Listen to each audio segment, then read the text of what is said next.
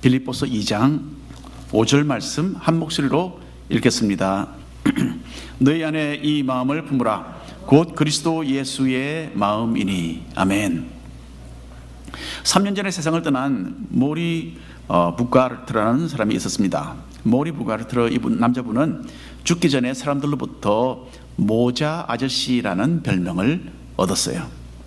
이분은 자기 생애의 마지막 17년 동안 뜨개질로 모자를 만드는 일을 했습니다. 그리고 추운 겨울에 미시간주에서 길거리에서 지내는 홈레스들을 이 모자를 선물을 해서 그렇게 사랑을 베풀었던 것입니다. 모리 부가르트는 암 환자였어요. 그래서 오랫동안 침대에 누워서 지냈습니다. 딸에게 뜨개질하는 것을 배운 후로는 매일 많은 시간을 모자를 만드는 데에 사용을 했습니다. 피곤하면 커피를 마시고 잠시 쉬고 낮잠을 자고 그리고 다시 깨어나면 침대에 그대로 누워서 계속해서 작업을 해나갔습니다. 밤 11시에는 잠을 잤대요. 그리고는 3시간 후에 새벽 2시에 깨어났다고 합니다. 다시 깨어나면 또다시 뜨개질을 하고 그리고 그 다음 날도 그렇게 하루를 보내고는 했다고 합니다. 그래서 모자가 많이 만들어지면 딸은 모자를 박스에 다 넣어서 구세군 센터에 기증했고 거기서 홈레스 사람들에게 전달이 되었던 것입니다. 이렇게 부가르트가 17년 동안 손수 만들어서 가난한 사람들에게 제공했던 모자는 최소한 8,000개가 넘는다고 합니다. 매일 1개 반 정도 그렇게 모자를 이렇게 짜서 만든 거죠, 손수. 모리 부가르트가 정성스럽게 여러 가지 색깔을 넣어서 사랑으로 만든 모자는요, 가난한 사람들이 추위를 이기도록 도와주었고 또 사람들의 마음을 훈훈하게 녹여주기도 했습니다. 나중에는 페이스북이나 이런 것을 통해서 부가르트에 대한 이야기가 전 세계에 전해졌습니다. 그래서 사람들이 너무나 감명을 받고 부가르트에게 여러 가지 선물을 보냈다고 합니다. 근데 부가르트가 제일 반가워했던 선물은 무엇이었겠습니까? 어느 실공장에서 보낸 실뭉치였다고 합니다. 그걸 제일 반가워했답니다. 부가르트는 병이 든 다음에야 착한 일을 시작한 것이 아니었어요. 젊었을 때 부가르트는 틈틈이 시간을 내서 동네에서 혼자 지내는 사람들을 도와주었다고 합니다. 그래서 과부 할머니 집들을 방문하면서 유리창도 닦아주고 필요한 물건을 날라주기도 했다고 합니다. 여름이 되면 잔디를 깎아주었고요, 무료로. 또 겨울이 되면 눈이 오면 눈을 치워주기도 했답니다. 그리고 자기 스스로가 80대 노인이 되어서 침대에 누워있는 병자 신세가 되자 이렇게 모자 만드는 일로 계속해서 사람들을 도와주었던 것입니다. 무엇보다도 부가르트 분은 이런 봉사의 일을 사명감을 가지고 기쁨으로 해나갔습니다. 언제나 그분의 머리 침상맡에는 이 사람이 평생토록 읽어왔던 성경책이 놓여 있었다고 해요. 그리고 부가르트는 자기가 이 땅을 떠나서 주님 앞에 서는 그날까지 이 모자 만드는 일을 계속하겠다라고 말을 했다고 합니다. 결국 그분은 자신의 사명 다하고 3년 전에 93세의 나이로 주님께로 갔습니다. 모리 부가르트는 자기의 힘들고 답답한 상황에 시선을 맞추거나 또는 자기의 신세를 한탄하지 않았어요. 도리어 자신의 형편을 뛰어넘어서 다른 사람의 필요를 살펴주었습니다. 손수 뜨개질을 해서 만든 모자는 어떻게 보면 그리 값진 물건이 아니라고 할 수도 있을 것입니다. 하지만 이분의 사랑과 정성과 또 인내의 손때가 묻은 것이기 때문에 돈으로 계산이 되지 않는 물건이기도 한 것입니다. 예수님께서는 우리를 위해서 자신의 전부를 희생해서 내어주셨어요. 온 우주에서 가장 존귀하신 분이 낮아지고 낮아지셔서 미천한 우리를 섬겨주셨습니다. 우리가 할 수 있는 일이 그리 대단하지 않다 하더라도 다른 사람을 섬기는 그리스도의 마음을 가지게 될 때에 예수님의 그 위대하신 발자취를 따라가는 참으로 존귀한 삶을 우리 또한 살게 되는 것입니다. 우리는 지난주에 빌립보서 1장을 마치면서 교회 내부에 서로 마음이 연합되지 못하는 문제에 대해서 잠시 살펴보았습니다. 여러분, 이것은 어제 오늘의 문제가 아니죠. 초대교회 시대로부터 지금까지 이어져 내려고 오고 있는 참 안타까운 현상입니다. 빌립보 교회는 여러모로 훌륭하고 또 헌신적인 교회였지만은 역시 이 분열의 부분에 있어서는 사도 바울의 권면을 들을 필요를 가지고 있었던 것입니다. 교회는 예수님의 복음으로서 이루어진 신앙의 공동체입니다. 예수님은 십자가에서 우리의 죄를 다 대신 짊어주시고 그렇게 죽어주셨습니다. 그래서 우리는 은혜로 구원을 얻어서 하나님의 사랑을 받는 자녀들이 되었어요. 이것이 바로 복음입니다. 복된 소식이죠. 우리가 예수님을 통해서 구원을 얻었다라는 그 은혜로운 이야기입니다. 하지만 우리의 육체 속에는 여전히 죄의 본성이 살아서 꿈틀거리면서 언제든지 그 흉한 모습을 드러낼 그 기회를 엿보고 있는 것입니다. 우리가 주님 앞에 가는 그날까지 이런 죄의 모습은 완전히는 벗지 못하는 것입니다. 자, 우리의 이런 불완전한 모습에도 불구하고 주님은 우리를 자신의 영광스러운 교회의 일원으로 불러주셨어요. 그리고 하나님은 우리를 향해서 포기하지 않으시고 인내하시면서 계속해서 우리를 지금도 변화시켜 가고 계십니다. 그래서 우리가 점점 죄의 모습을 벗어 던져버리고 예수님을 더욱더 닮아가도록 주님의 성령으로 채우시고 우리를 녹이시고 또 다듬어 가시는 것입니다. 사도 바울은 빌립보 교회가 이런 복음의 은혜로 구원받은 성도들로서 그 합당한 모습을 갖추게 되기를 간절히 소망하고 있습니다. 그래서 그리스도의 복음을 받은 천국 시민다운 삶을 살라라고 빌립보서 1장에서 권면을 했었죠. 여러분, 이런 노력이 없이는 교회가 세상의 빛이 되지 못합니다. 뿐만 아니라 하나님께 부여받은 그 복음의 사명도 우리가 제대로 감당하지 못하게 됩니다. 이제 바울은 어떻게 그러면 이런 복음에 합당한 삶을 살 수 있는지에 대해서 조금 더 구체적인 말로 풀어서 설명을 해 나갑니다.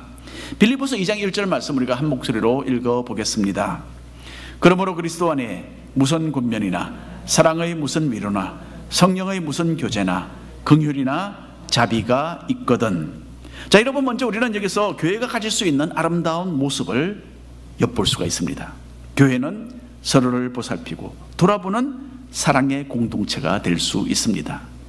사도 바울은 교회가 그리스도의 몸이고 성도는 그 몸의 지체라는 그런 표현을 사용했던 적이 있습니다. 몸의 여러 각 부분이 연결되어서 서로 도움이 되어주는 것처럼 성도들도 그렇게 서로를 위하는 지체들이라는 뜻입니다. 예수님의 몸이신 교회를 형성하는 사람들로서 우리 각자는 서로를 배려하고 위하는 그 역할을 감당하게 되었습니다. 그래서 서로 권면하고 위로해주고 교제를 나누고 사귀고 긍휼히 여기는 일이 교회 안에서 풍성하게 일어날 수 있는 것입니다. 다른 사람을 권면하고 위로하는 것은요, 참 섬세한 마음과 부드러움이 요구되지 않습니까? 다른 사람을 향한 깊은 관심과 염려는 권면하고 사랑으로 위로하는 그런 행동을 낳게 합니다. 무엇보다도 그들이 예수 그리스도를 따르고 섬기는 형제 자매이기 때문에 이렇게 도움의 성교를 내가 펼친다라는 것이 핵심이죠. 성경 사도행전을 보면 바나바라는 사람이 나옵니다. 바나바는 권위자라고 그렇게 적혀져 있어요. 여기서 권위자는 권위주의적인 사람이라는 뜻은 결코 아닙니다. 사랑으로 사람들을 권면하고 위로하는, 그래서 권위자라는 뜻이죠. 그래서 권면하고 위로하는 일을 참 잘했던 사람입니다. 바나바는 하나님의 성령으로 충만한 사람이었어요. 그래서 낙심되고 소외된 사람들에게 다가가서 권면해주고 부드럽게 그들을 이끌어주는 그 역할을 잘 해내었던 것입니다. 또 바나바는 위로하는 사람이었어요. 그냥 말로도 위로를 했겠지만 그것만으로만은 아닙니다. 자신의 소유를 팔아서 그 돈으로 궁핍한 사람들을 구제하고 위로하는 데에 앞장을 섰던 사람입니다. 바나바의 본래 이름이 따로 있었어요. 본래 본명은 요셉입니다. 예루살렘 교회 사도들은 요셉에게 바나바라는 별명을 붙여주었던 거죠. 그 바나바라는 말은 위로의 아들이라는 뜻입니다. 그래서 이 사람은 자기의 본명 요셉보다는 바나바라는 이 별명으로 더 많이 알려진 사람으로 그렇게 보입니다. 여러분, 교회 안에서 신앙으로 서로 교제를 나누고 어려움에 처해 있는 사람의 마음을 헤아려주는 일은 너무나 중요합니다. 이거 다른 사람의 일이라고 생각하시면 안 됩니다. 나도 여기에 한 몫을 할 수 있다라고 생각하시기 바랍니다. 주변에는 우리가 사랑으로 관심을 쏟아야 할 사람들이 참으로 많습니다. 이런 분들에게 부드럽게 다가가서 대화하고 또 도움이 되어주는 그런 형제자매들이 많으면 많을수록 교회는 영적으로 부유하게 되는 것입니다. 또 이렇게 사람을 보살피는 성도가 받는 하늘의 상급과 칭찬에 대해서 예수님께서는 이렇게 말씀하셨어요. 마태복음 25장에 있는 말씀 우리가 한 줄씩 나눠서 읽겠습니다. 임금이 대답하여 이르시되 내가 진실로 너희에게 이르노니 너희가 여기 내 형제 중에 지극히 작은 자 하나에게 한 것이 곧 내게 한 것이니라 하시고,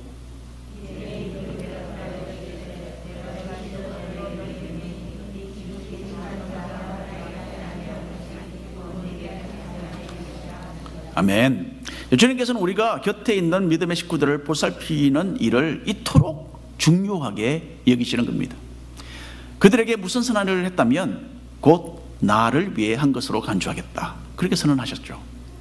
또 역으로 말해서 관심과 도움이 필요한 믿음의 식구들에게 도움을 베풀지 않는다면 그것은 바로 나에게 소홀히 한 것으로 여기겠다, 그렇게 여기에 경고의 말씀을 남기고 계십니다. 그래서 우리가 이 선을 베풀고 다른 사람들의 필요를 살피고 채우는 것을 우리가 굉장히 중요하게 생각을 해야 합니다. 자, 빌립보서 2장 2절 말씀 이어서 읽어보겠습니다. 마음을 같이하여 같은 사랑을 가지고 뜻을 합하며 한 마음을 품어. 이게 바로 연합의 마음이죠. 사도 바울은 빌립보 교회 내에서 일어나야 할 이런 아름다운 일들이 성도의 연합된 마음을 통하여 이루어지기를 원했습니다. 무슨 일이든지 서로 협력하고 하나된 마음가짐으로 할 때에 하나님께서 영광을 받으십니다. 자기를 내려놓고 상대방을 존중하는 그런 법을 터득할 때에 이런 귀중한 팀워크가 이루어지는 것입니다. 그래서 오늘 말씀은 우리가 자기를 높이고자 하는 어떤 다툼이나 허영의 동기로 무슨 일을 할 생각을 하지 말 것을 가르칩니다. 사람들 앞에서 스스로를 앞세우고 과시하는 것만큼 우스꽝스러운 일은 없습니다. 나는 이렇게 못난 사람이요 라고 스스로 떠들고 다니는 것과 마찬가지입니다. 그런데도 이런 자신의 모습을 깨닫지 못하는 그런 어리석음이 우리 모두에게 한 번씩은 있는 것입니다. 빌립보서 2장 3절 4절 말씀입니다. 함께 한 목소리로 읽겠습니다. 아무 일에든지 다툼이나 허영으로 하지 말고 오직 겸손한 마음으로 각각 자기보다 남을 낮게 여기고 각각 자기 일을 돌볼 뿐더러 또한 각각 다른 사람들의 일을 돌보아 나의 기쁨을 충만하게 하라.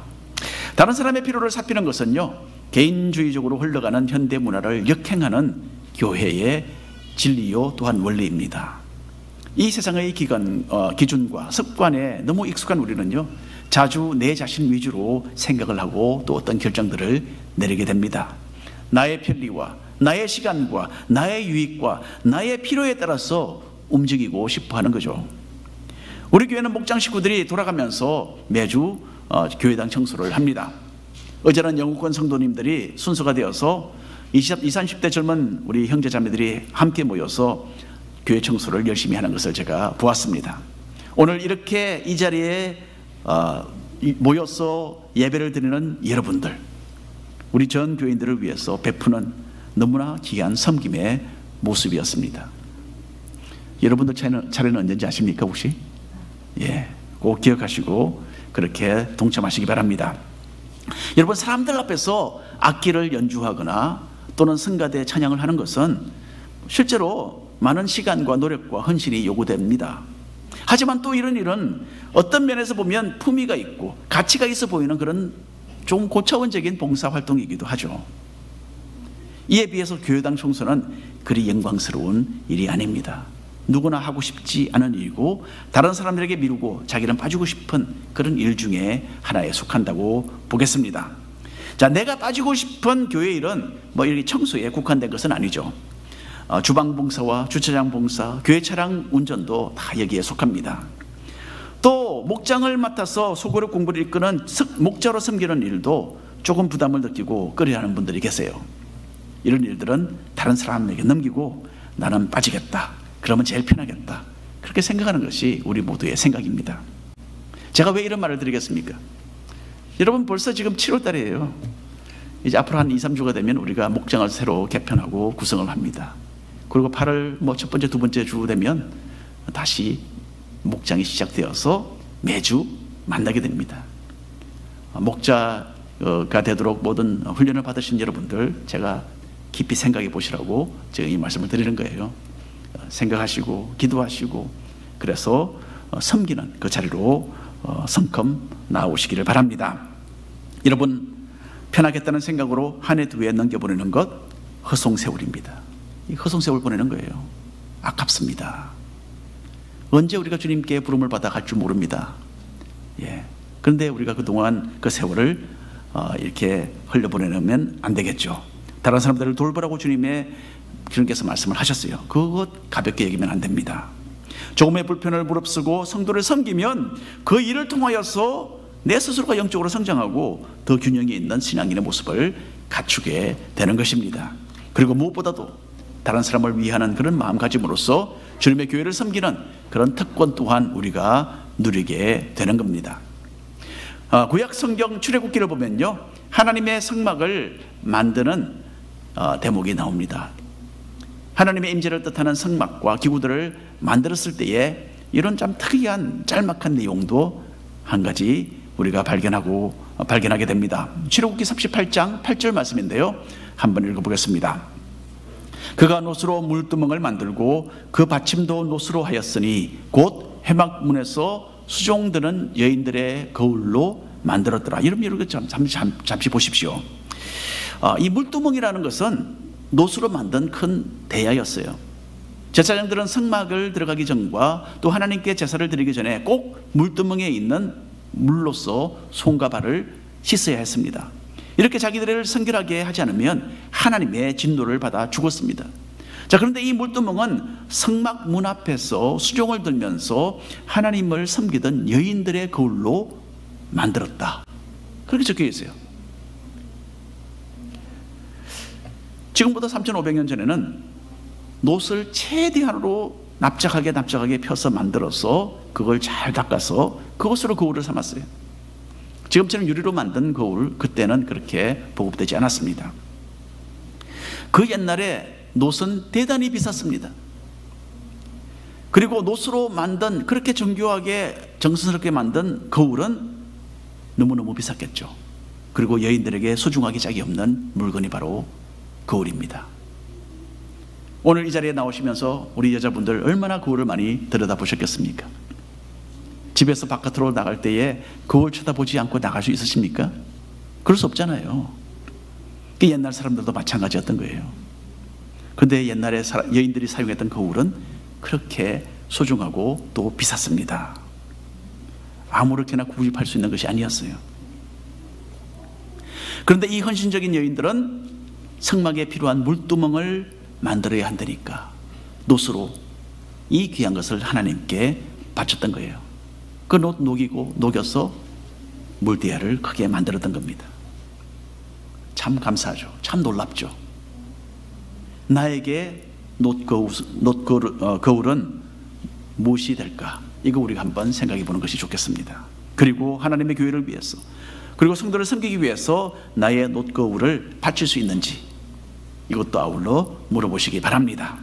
내 자신을 들여다보고 자기 중심적인 삶을 사는 것이 아니라 주님의 나라와 백성들을 위해서 나의 소중한 것 내어드리는 그런 희생, 주님께서 기뻐하십니다. 하나님께서는 주님의 몸과 같은 교회를 사랑하고 믿음의 형제자매들을 섬기라고 우리를 부르셨어요. 깊은 관심과 배려로 서로 근면하며 위로하며 보살피는 일에 우리는 하나가 되고 연합된 마음들을 가져야 하는 것입니다. 그리고 내가 높아지려는 다툼과 허영이 아니라 다른 사람들을 높이고 다른 사람의 필요를 채우며 돌보겠다라는 이런 참 헌신된 마음 가져보시기를 바랍니다.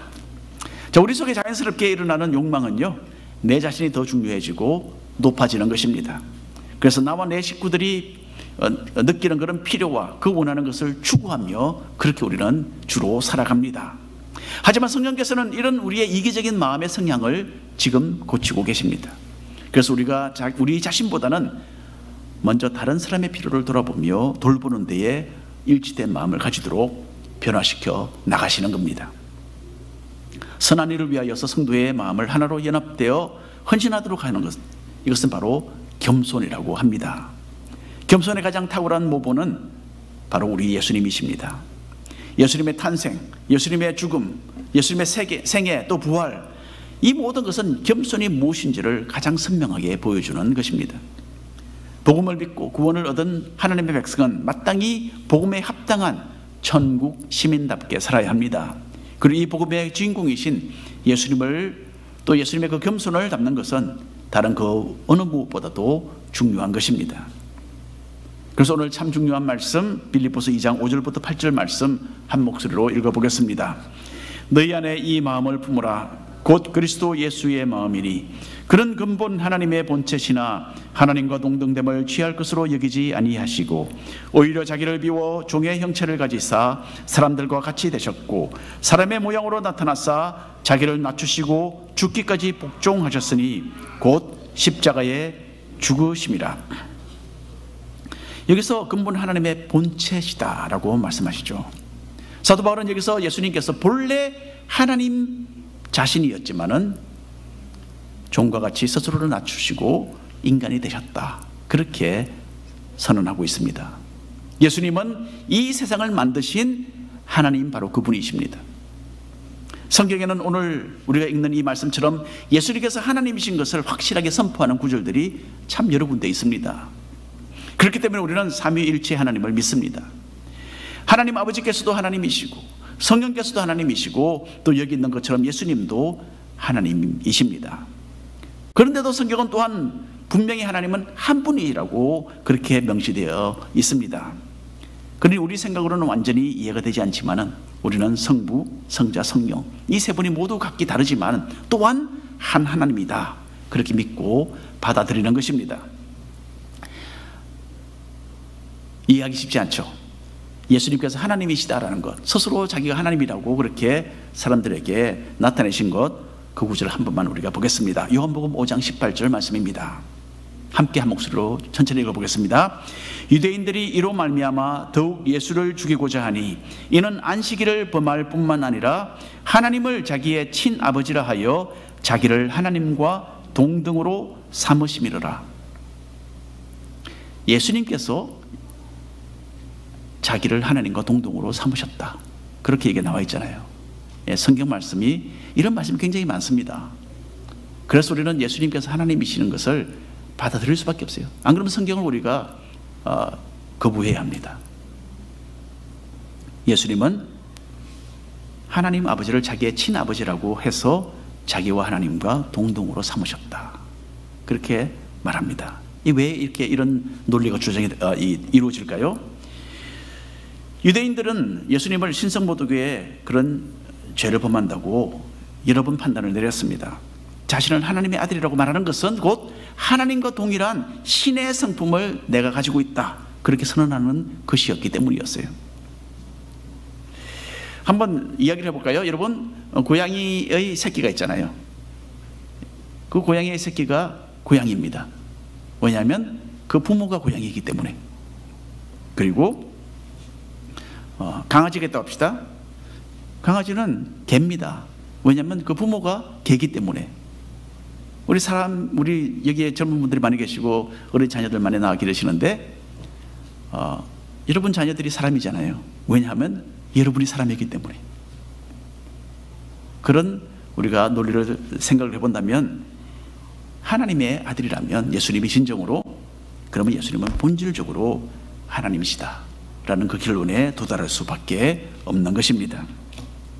성자 예수님은 영원 전부터 하나님으로서 가지셨던 자신의 그 영광스러운 지위를 다 내려놓으셨어요. 그리고 인간이 되어서 우리가 사는 이 땅에 찾아오셨습니다. 여전히 하나님이셨어요. 하지만 낮은 사람의 모습을 갖추시고서 마국간에서 짐승이 여물을 먹는 그 밥통, 그 구유에 주님은 태어나신 것입니다. 낮아질 대로 낮아진 그 겸손의 극치, 바로 예수님께서 온 세상에 보여주셨습니다. 그리고 주님은 죄에 빠진 인간을 구하시려는 그 하나님 아버지의 뜻에 100% 순종하셨습니다. 주님께서는 인류의 죄를 다 자신의 어깨에 짊어지시고 자신의 목숨으로 우리의 죄의 값을 다 지불해 주셨습니다. 우리가 받아야 했던 그 형벌, 주님께서 대신 받아주신 겁니다. 얼마나 감사합니까? 예수님께서는 주님을 따르는 우리가 어떤 마음을 가져야 하는지에 대해서 실제로 다른 하나의 선명한 분을 보여주셨어요. 요한복음을 보면 예수님께서 제자들의 발을 씻어주시는 그 특별한 이야기가 실려져 있습니다. 주님께서 십자가의 죽음을 당하시기 바로 직전에, 그리고 붙잡히기 바로 직전에 있었던 일입니다. 더더욱 의미심장한 교훈이죠.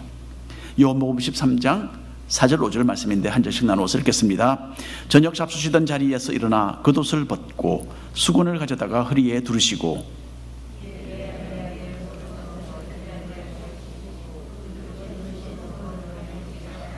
감사합니다.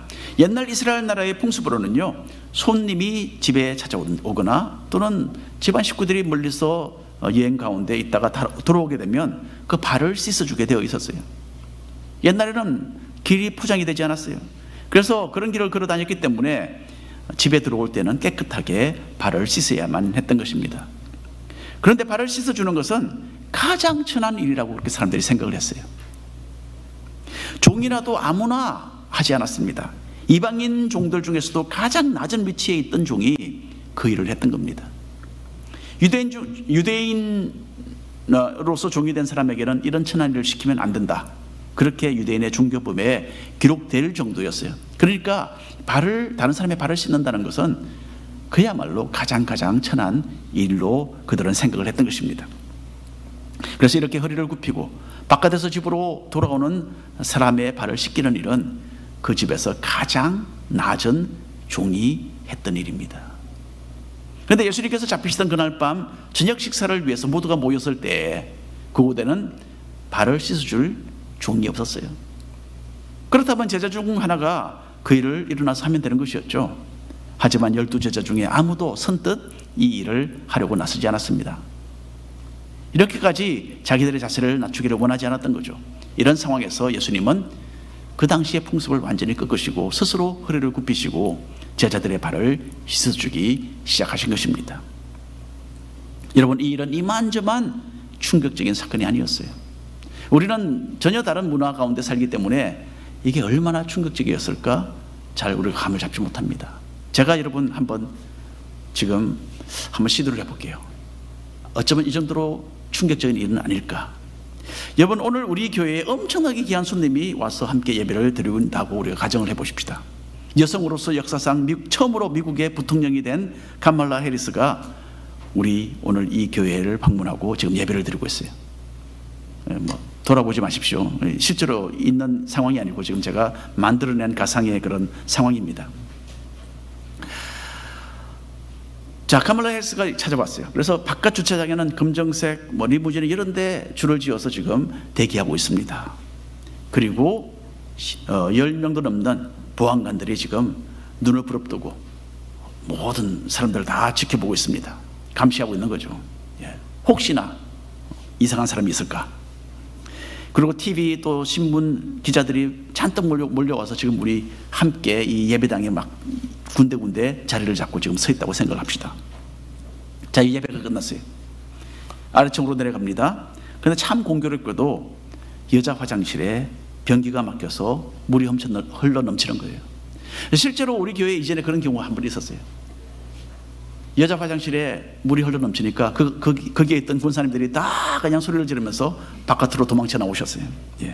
자, 더러운 물이 넘치니까 화장실에 있던 우리 여자분들이 다 밖으로 도망쳐 나왔어요.